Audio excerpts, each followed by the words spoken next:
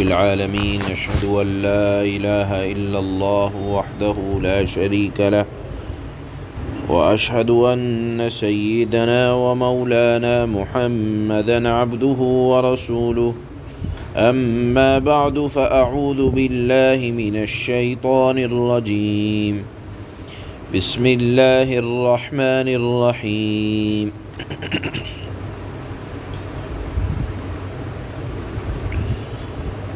ألم نشرح لك صدرك ووضعنا عنك وزرك الذي أنقض ظهرك ورفعنا لك ذكرك صدق الله مولانا العلي العظيم۔ یہ سورۃ الانشراح علم نشرح سورت کی ابتدائی آیتیں ہیں۔ یہ سورۃ الضحیٰ کے بعد ہی نازل ہوئی۔ اس سورت اور گزشتہ سورۃ الضحیٰ کے اندر اللہ نے اپنے حبیب صلی اللہ علیہ وسلم کو جو خاص نعمتیں عطا فرمائی ان کا ذکر فرمایا ہے۔ دیکھیے، نعمتیں بھی دو طرح کی ہوتی ہیں۔ ایک ظاہری نعمت کہ جو ہر کسی کو دکھ جائے، نظر آ جائے، اور عام اور خاص سب جانتے ہوں، اور ایک ہوتی ہے باطنی نعمت جن کو عوام تو عوام، خواص بھی ان کے کمالات کو نہ جان سکیں، جن کا تعلق آنکھوں سے دیکھنے سے نہیں ہوتا۔ اللہ نے اپنے حبیب صلی اللہ علیہ وسلم کو ظاہری، یعنی جو سب کو نظر آ سکیں وہ نعمتیں، اور باطنی جن کا تعلق اندرون سے ہوتا ہے، جو بظاہر ہر کس و ناقص کو نظر نہیں آتی، اللہ نے اپنے حبیب صلی اللہ علیہ وسلم کو ہر طرح کی نعمتوں سے نوازا، چاہے وہ ظاہری نعمت ہوں چاہے وہ باطنی نعمت ہوں۔ ظاہری نعمت یہی کہ اللہ نے آپ کو یتیم پایا تھا، بہترین ٹھکانہ دیا، آپ دین سے بے خبر تھے، اللہ نے راستہ دکھلایا، آپ تنگ دست تھے، اللہ نے آپ کو مالدار بنا دیا۔ یہ ظاہری نعمت ہر کس و ناقص جانتا ہے۔ ان تینوں نعمتوں کو اللہ نے سورۃ الضحیٰ کے اندر بیان فرمایا، اور باطنی نعمت وہ اللہ نے سورۃ علم نشرح کے اندر بیان فرمایا ہے۔ اس سورت کے نازل ہونے کا سبب یہ رہا کہ ایک مرتبہ اللہ کے نبی صلی اللہ علیہ وسلم نے اللہ سے فرمایا کہ پروردگار، حضرت ابراہیم کی خصوصیت آپ نے ان کو یہ عطا فرمائی تھی کہ اپنا خلیل بیان کہا۔ حضرت موسیٰ سے آپ کی خصوصیت یہ رہی کہ آپ نے ان سے گفتگو فرمائی، اور کلیم اللہ کا لقب آپ نے عطا فرمایا۔ حضرت داؤد کی خصوصیت یہ رہی کہ آپ نے لوہے کو ان کے ہاتھ میں نرم کر دیا، وہ لوہے کے سے جنگی ہتھیار و اوزار کو بنایا کرتے تھے۔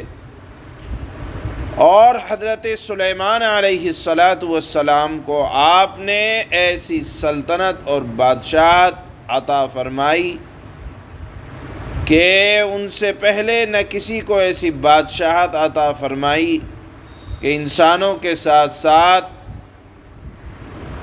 جناتوں کو اور پہاڑوں کو ان کے تابع کر دیا۔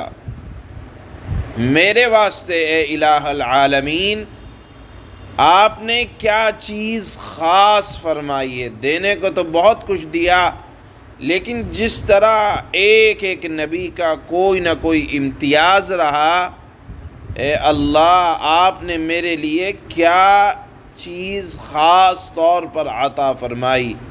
اس سوال کے جواب میں اللہ تعالیٰ نے یہ صورت نازل فرمائی۔ پہلا ہی جملہ اللہ نے فرمایا، اور اس صورت کے اندر بھی اللہ کے نبی صلی اللہ علیہ وسلم کے لیے خصوصی طور پر 3 جو انعام ہیں اس کو بیان فرمایا۔ اللہ نے فرمایا، سب سے پہلے ذکر فرمایا الم نشرح لک صدرک، اے مخاطب کیا ہم نے آپ کی خاطر آپ کا سینہ کشادہ نہیں کیا؟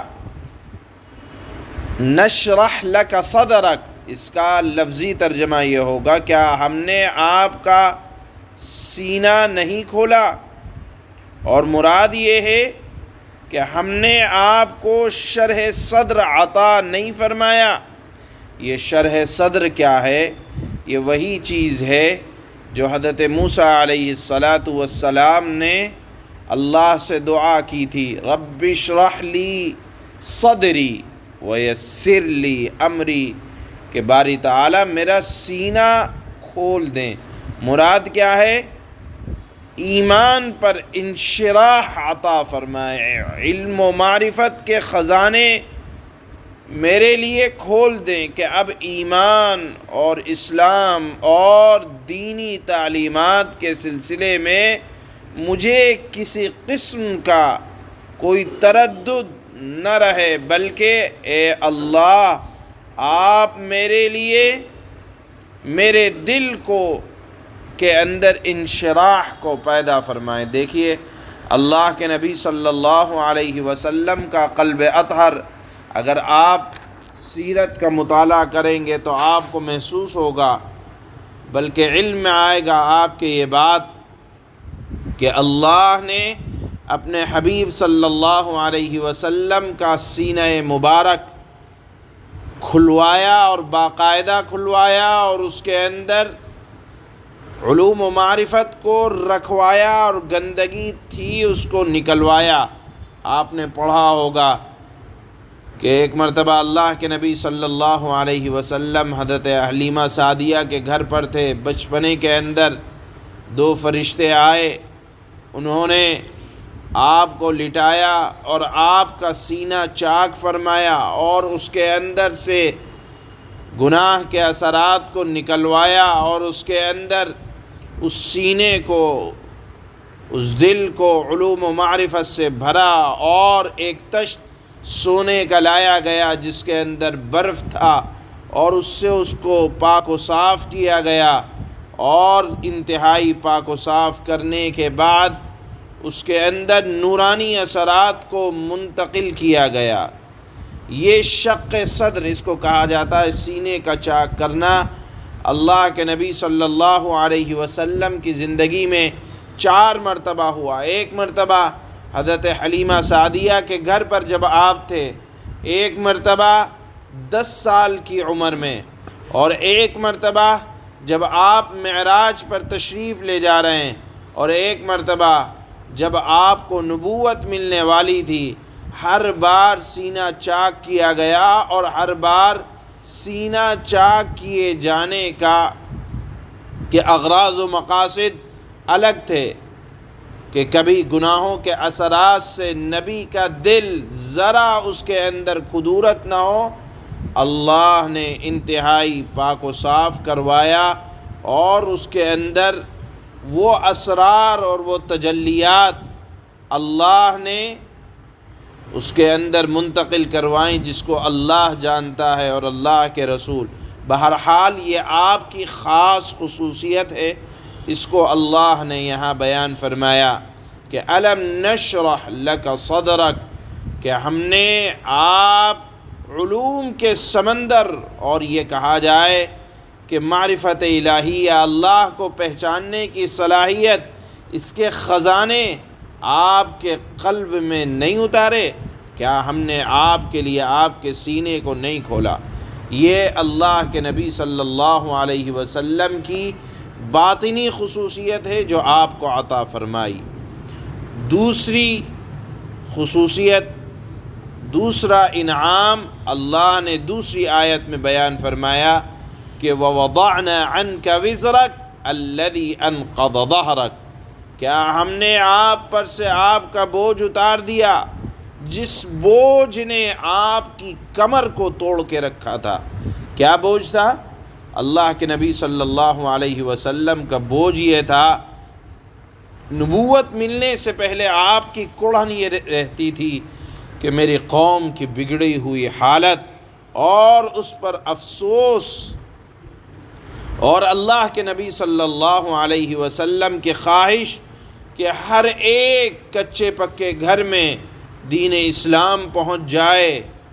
اللہ نے یہ کر کے دکھلایا کہ اللہ نے اس دین کو مکہ سے نکال کر مدینہ، اور پھر مدینہ سے نکال کر پورے عالم عرب، اور پھر ہر کچے پکے گھر میں اللہ نے اس دین کو پہنچا دیا۔ اور پھر اللہ کے نبی صلی اللہ علیہ وسلم کے اوپر یہ غم رہتا تھا۔ اللہ نے فرمایا کہ اے نبی صلی اللہ علیہ وسلم، آپ نے تبلیغ احکام الہیہ کو ادا کر دیا، بلکہ اس کا حق آپ نے ادا کر دیا، اور اب اگر کوئی ایمان نہیں لاتا تو اب آپ کے اوپر اس کی ذمہ داری نہیں ہے کہ آپ سے باس پرس ہو، کہ آپ سے سوال جواب ہو کہ فلانا ایمان کیوں نہیں لایا، ڈھماکہ ایمان کیوں نہیں لایا۔ آپ کا کام تھا پہنچا دینا، آپ نے اپنی ذمہ داری ادا کر دی، کوئی مانے یا نہ مانے آپ سے باز پرس ہونے والی نہیں ہے۔ یہی مطلب ہے کہ اللہ نے آپ کے بوجھ کو ہلکا کر دیا، اب آپ فکر نہ کریں۔ اور تیسری خصوصیت جو یہاں آیت میں اللہ نے بیان فرمائی کہ وَرَفَعْنَا لَكَ ذِكْرَكَ، اے نبی صلی اللہ علیہ وسلم، تیسرا انعام آپ کے لیے یہ ہے کہ ہم نے آپ کی خاطر آپ کا ذکر بلند فرما دیا۔ رسول اللہ صلی اللہ علیہ وسلم نے حضرت جبرائیل سے پوچھا کہ اللہ نے میرے ذکر کو کس طرح بلند فرما دیا؟ حضرت جبرائیل نے فرمایا کہ اے محمد صلی اللہ علیہ وسلم، اللہ نے آپ کے ذکر کو اپنے ذکر کے ساتھ ملا دیا۔ اذان میں اگر اللہ کا نام لیا جائے گا تو اس کے بعد فوراً کہا جائے گا اشہد ان لا الہ الا اللہ۔ التحیات میں اگر اللہ کا نام لیا جائے گا تو فوراً اشہد ان لا الہ الا اللہ کہا جائے گا۔ خطبے میں خطیب جب بھی اللہ کا نام لے گا تو فوراً کہے گا اشہد ان لا الہ الا اللہ۔ اسی طرح کلمے میں جب بھی کلمہ پڑھے گا کوئی تو فوراً کہے گا محمد الرسول اللہ۔ غرض جہاں بھی اللہ نے اپنا نام بیان فرمایا فوراً اس کے بعد اے حبیب صلی اللہ علیہ وسلم، آپ کے نام کو اللہ نے بلند فرمایا۔ چنانچہ قرآن پڑھیں آپ، اس میں آپ پڑھیں گے جہاں بھی اللہ نے فرمایا کہ میری اطاعت کرو، فوراً فرمایا اطیعوا الرسول، اطیعوا اللہ اطیعوا الرسول، اللہ کی اطاعت کرو، رسول کی اطاعت کرو۔ چنانچہ فرمایا وَمَن يَعْصِ اللَّهَ وَرَسُولَهُ، جس نے اللہ کی نافرمانی کی، پھر فوراً فرمایا کہ اس کے رسول کی جس نے نافرمانی کی تو اس کے لیے ہمیشہ کے لیے رسوائی ہے۔ غرض آپ کے نام کو اے محمد صلی اللہ علیہ وسلم اللہ نے اپنے نام کے ساتھ ملا دیا، اس سے بڑھ کر اور کیا انعام ہوگا؟ بس یہی کہا جائے گا کہ بعد از خدا بزرگ توئی قصہ مختصر، کہ اللہ کے بعد اگر کوئی ذات قابل اتباع ہے، کوئی ذات بزرگی کے لائق ہے اللہ کے بعد، تو وہ جناب رسول اللہ صلی اللہ علیہ وسلم کی ذات اقدس ہے۔ یہی مطلب ہے وَرَفَعْنَا لَكَ ذِكْرَكَ، کہ اے محمد صلی اللہ علیہ وسلم آپ کے ذکر کو اللہ نے بلند فرما دیا۔ یہ تین خصوصیتیں اللہ نے اپنے حبیب صلی اللہ علیہ وسلم کی اس سورت کے شروع میں بیان فرمائی ہیں۔ اللہ فرماتے ہیں بسم اللہ الرحمن الرحیم، شروع اس اللہ کے نام سے جو بہت مہربان اور نہایت رحم کرنے والا ہے۔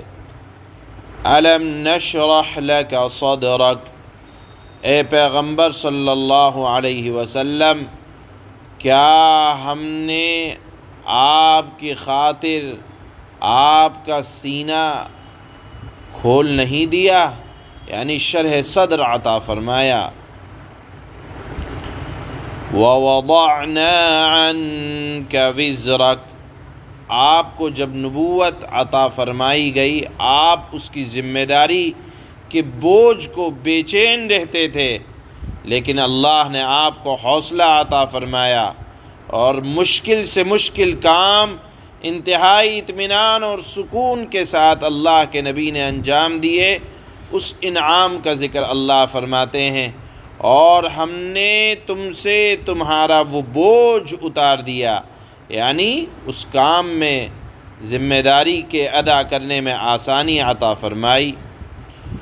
الذی انقض ظہرک، جس بوجھ نے تمہاری کمر توڑ رکھی تھی۔ اللہ کے نبی صلی اللہ علیہ وسلم بے چین رہتے تھے، چنانچہ اللہ نے آسانی کروا دی اور فرمایا اللہ نے وَرَفَعْنَا لَكَ ذِكْرَكَ، اور ہم نے تمہارے خاطر تمہارے تذکرے کو اونچا مقام عطا فرما دیا، ایسا مقام عطا فرما دیا کہ دنیا کے ہر خطے میں 5 وقت اللہ کا مبارک نام لیا جاتا ہے مسجدوں سے، اور جہاں اللہ کا نام لیا جائے گا وہاں فوراً ہر مسلمان انتہائی عقیدت کے ساتھ جناب رسول اللہ صلی اللہ علیہ وسلم کا نام لے گا۔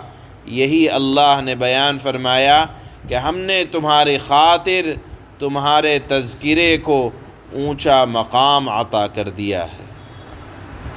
سبحان اللہ۔